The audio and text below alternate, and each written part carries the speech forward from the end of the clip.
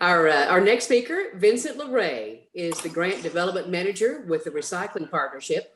Vincent has helped countless communities deal with contamination. Let's listen to what Vincent has to say about the Recycling Partnership's very successful Feet on the Street program. Vincent? Hello, everyone. I want to make sure that my screen's coming through okay. All right. Well, good morning, folks. So thankful to be with y'all. As mentioned, I'm with the Recycling Partnership. Very proud to be here, and I'll be talking to y'all about our Feet on the Street work. So here's my contact information, obviously. And I think I'll just dive right in because I've got a lot of content for y'all. I'm going to move fast because I really want to walk you through it, but you'll have this slide deck afterward. So please refer to it as you need and contact me anytime with any questions. And with that, I'll jump in. So here's what we're going to talk about. The quick introduction to recycling, to the Recycling Partnership, in case y'all haven't heard of us. I'll let you know what is the Feet on the Street, how do you approach it, how do you get there, what are some results that you can maybe hope to expect, and then just some additional resources so that y'all can have these at your disposal. We may not go through all those depending on time, but they'll be there for you if you need to access this deck later. And so who we are, we're a national nonprofit that means to sort of elevate residential recycling across the country with our different programs, whether they're grants, technical assistance, things like this. We've directly reached about 60% of the US population. We're very proud of that number. Here's a quick couple of stats for you. We've placed over 1 million new recycling carts, curbside carts in different communities. We've seen 51% recycling boost in those communities. We have kept over 230 million pounds of recyclables out of the landfills. So just to say that we are a small organization, but we have a pretty big ambitions. Here is just some of the projects we've done all across the country. You'll see we've got a couple in Oklahoma. As mentioned, I'm a grants development manager, so I would love to get more projects in Oklahoma. So let me know if you got some thoughts and ideas, if you're thinking about curbside particularly. And our perspective is that, recycling it's a systems approach. That's what we need. You see everyone on this page touches recycling, works in recycling, impacts recycling. And so what we do is we try to work with everyone to kind of raise the game for the whole system. And so as we do like to thank our sponsors and funders. You'll see folks from brands all through the value chain, from processors to haulers to the EPA to brands to just recycling firms themselves to tech firms sometimes. So just to say that we work across materials, across the supply chain, across the value chain. We're a pretty competitive organization. And so, this is just a really important slide that I really like to lead off with. And so we did some work and some polling, and we found that 84% of United States residents feel that recycling is as valuable a public service as waste and water. And upwards of 75% of US residents are willing to pay more for it. Now, how much they're willing to pay is an open question. But so as you're thinking about your programs, just be confident that your citizens and your communities really value recycling. So what is Feet on the Street? It is a systematic approach to provide curbside feedback to improve recycling. And it is first and foremost an education campaign. You have for your communities to recycle well, they have to have the infrastructure, they have to have access, and then they have to know how to do it. So this is all about education first. You're going to hear that a lot. An important way to think about contamination is that it's either the wrong material in the system or the right material prepared the wrong way. And so that presents kind of a twin challenge here. You can either have trash in your recycling or you're recycling in the trash. And so those are actually two different issues. Those are two different behaviors. So what we're going to really focus on is trash in your recyclables. But there is a level of education that's needed to help get your recyclables out of the trash too. Feet on the Street approaches both of those a little bit, but it really focuses on your trash and the recyclables. So this is what we want. We all know at the end of the day, recycling is to keep material out of the landfill and into the circular economy. Effectively what a MRF does, it provides feedstock to manufacturers. So we want these nice clean bales. We don't want these trashy bales, and we don't want food waste and nastiness. So again, we're talking about education. So 3 kind of ways to improve your quality is to kind of you need to inform your residents, and you need to trigger a behavior. They need to do something in response to your education. You want to personalize that feedback. You want your feedback to be relevant to that behavior that you're trying to get them to trigger. And then you want to issue specific communications. So this is just an example of some of our standard feet on the street. We have info cards, we have tags and top issues. So an info card tells your resident what goes in. We like to use pictures. Folks they're not going to read a long list of things. We need to have pictures to tell them quickly what they can do, what they can't, tags to let them know when they make a mistake, and a top issue mailer to really drive home a top message that you and your local processor really want your residents to hear. At drop-off sites, we can do this for drop-off as well. It's a little bit different. Really, you'll see that on-site staff can be so important at drop-off sites. So instead of putting a tag on a curbside cart or bin, you're still getting that personalized feedback. And then always clear signage and specific communications. And so here are just some other quick examples of some of the materials we put together. You'll see a lot of similar things. The info cards still are very picture heavy. Our top issues are still a single top issue. That's really what we're driving home. And then of course you want to make it relevant to drop off as opposed to curbside. And so now that's just a quick kind of overview. Now I'm going to jump into what it really is to run a Feet on the Street campaign. So first, step 1, you got to set it up. You got to have clear roles and responsibilities with all your stakeholders, whether that is your local processor, Keep Oklahoma Beautiful affiliate, of course, in our case, a grantee and the partnership. And really, you just want to have a firm foundation to start on, because it's a lot of work to do these projects. Second, you want to sort it out. So you want to know where and how your program is performing. For example, you need to go to your local processor or your MRF, your material recovery facility, and you want to know what your current contamination is. You want to know what your top issue is. You don't need to run an education campaign before you know really exactly what you need to educate your residents on. And so if that's not being sorted and measured already, I would really strongly advise you to work with your local processor. If you're not talking to your processor once every 6 months, I would suggest you kind of start to up that timeline. And so here, this is just a quick example of what you might could get out of that composition. You want to know what's in your mix, what your residents are putting in there, and then what your top contaminants are. And then you want to implement the program. So I'm going to go through a lot of slides on just what that implementation looks like. So you want to let the community know what's happening. Obviously, sometimes folks may not like you lifting up a curbside cart. Then you'd conduct the campaign itself, which I'm going to walk you through. There's a whole education campaign to consider. And then always you want to measure and collect data. Here at the Recycling Partnership, we're a very data-centric organization, and we really try to move our communities and our partners to also be data-centric and to really know your program, not just sort of anecdotally, but to be able to track it over time. We'll talk about that too some more. And so the basics for deploying Feet on the Street, review our Anti-Contamination Kit, which we'll talk more about later this morning.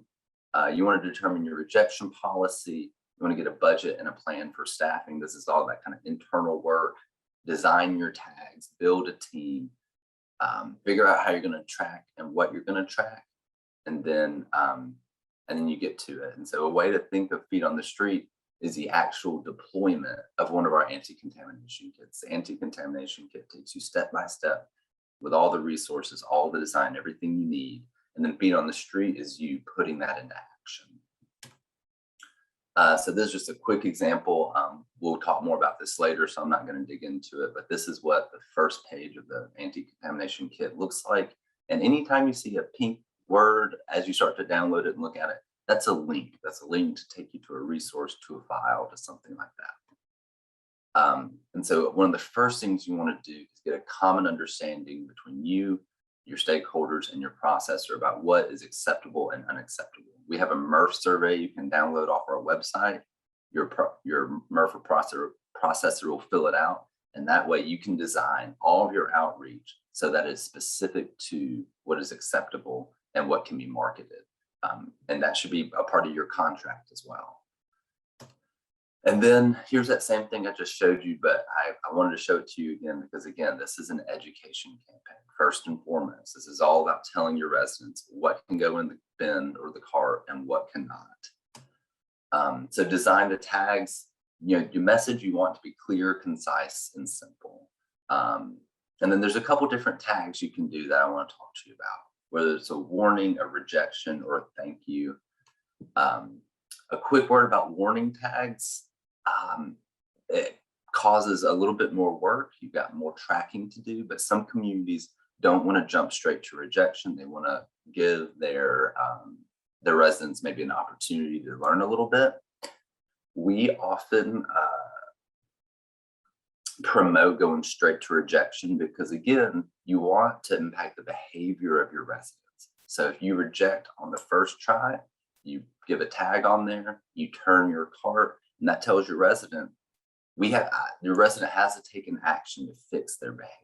So when they see it's turned, they look, they see that you've marked no plastic bags, they quickly take the plastic bags out. They're going to remember no plastic bags because you added a behavior for them. And so again, warning or rejection, if you are going to do warning, that's fine, it can work, but you need to be able to be tracking where you're warning residents, because after that second or third warning, you need to start rejecting because you're not informing that behavior well enough. And then thank you tags. These can be great as well. Some communities like them, but again, it's more work, it's more printing, it's more tracking. And a thank you tag doesn't necessarily create a new behavior. It just says thank you. But thank you is nice. So there's nothing wrong with saying thank you. And so then you want to build your tagging team. You've got your routes, you know where you're going, you got your tags, you got your education. And you just want to know, you want to be thinking carefully about what your tagging team is going to do. So how many routes or how many households can they pass in an hour? It's what are they going to track and how. You want to make sure you're training them on what you consider to be acceptable and unacceptable contamination. Is one plastic bag enough to mark a warning, or is it 2 or 3 or 5 plastic bags?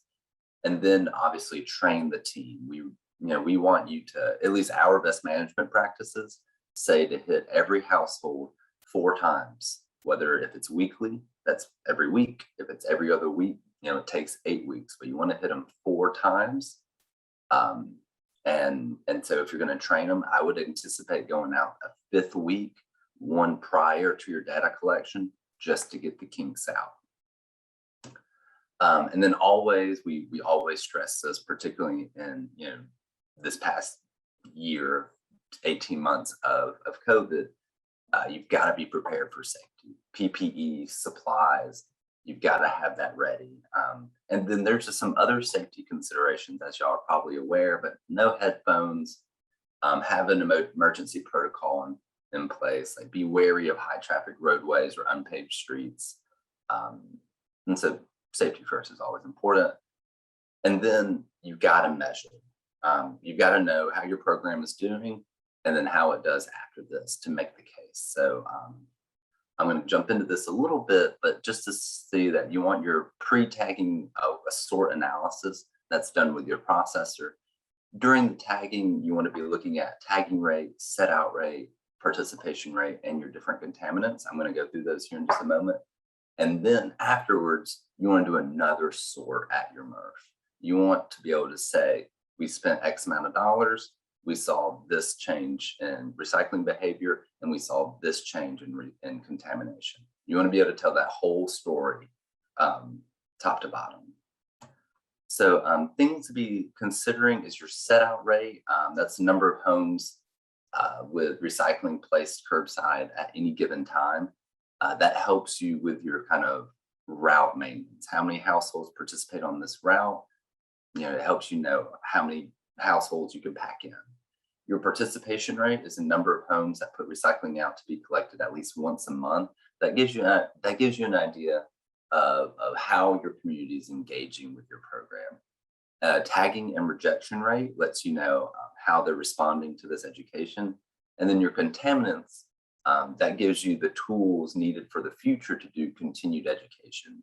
If you're getting a lot of plastic bags and tanglers, now, after you do this project, we want to be thinking about how can we pull those tanglers out? Is it education? Do we need to give some drop-off resources, things like that? So we're not just collecting data just to have it. We want to always be putting that into use. And then a tracking method, there's two ways. You can do just data tracking with software, that can either be Excel or something else, or a manual tracking. We have some forms online that you could download, but if you are a grantee with us, for instance, we actually have our own tag app that has analytics. It's got a dashboard. We can train you on it. We are working with how to figure out how to expand it beyond our grantees. But just to know that if you're interested in doing this work, please reach out to me, both for just regular technical assistance, but if we could get you access to our app, which is currently on a case-by-case basis, so I can't promise anything, but it really, we're very proud of it, and it gives you a lot of dashboards and a lot of analytics on the back end, so you're not having to run graphs and charts yourself. And then you want to sort it out again. We're looking at that measurement. And so after you train your team, you're going out on routes, you're tagging households, you're doing this for 4 times. That's a lot of work. It's a lot of hours. It's a lot of patience, and you want to know how you did. And then you want to tell the story. Again, top to bottom, you want to make the case to your elected leadership. You want to make the case to your staff that they did a good job, and here's why. And you want to make it the case to your residents.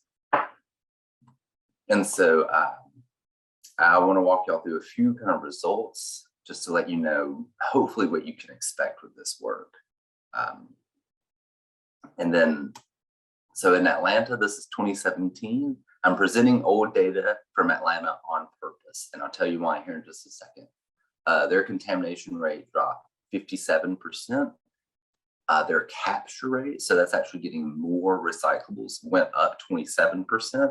As you're working with your residents, as you're teaching them about recycling, remember that big number I told you at the very top. 84% of your residents likely think that recycling is a valuable service. So as you're starting to educate them more, they want to keep recycling. That takes your capture rate up.